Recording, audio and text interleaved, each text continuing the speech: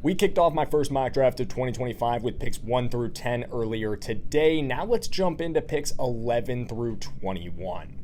Starting with 11th overall pick, Will Campbell to the San Francisco 49ers. They need help across the offensive line, either at right tackle or left guard, and Campbell could fill either of those spots very well. At 12th, with Ashton Jeanty off the board, the Dallas Cowboys go Mike Green out of Marshall, someone to pair with Micah Parsons, making an extremely dangerous pass rush combination. Like the Niners, the Dolphins need help all over the line, so I have them going with the versatile Armin Membu out of Missouri. He's super athletic, and I think he can stay out at tackle, but he'd be great at guard too. 14th overall, I have the Colts addressing a need in the secondary with Will Johnson out of Michigan. Number one corner on a lot of people's boards. The Colts get him as the second one off the board here. Nobody's been worse at getting after the quarterback than the Atlanta Falcons over the last few years, and they shore up their pass rush with a Georgia native in Mykel Williams.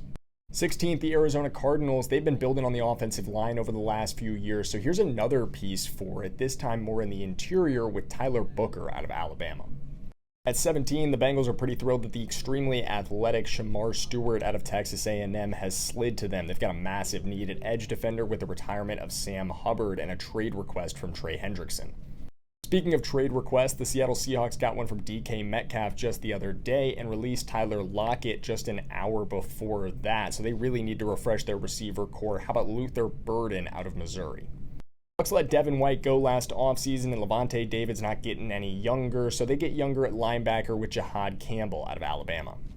Denver Broncos don't have too many glaring needs across the roster after a really nice turnaround last season, but one of them is probably safety. Struggled to replace Justin Simmons last season. Here's Malachi Starks out of Georgia.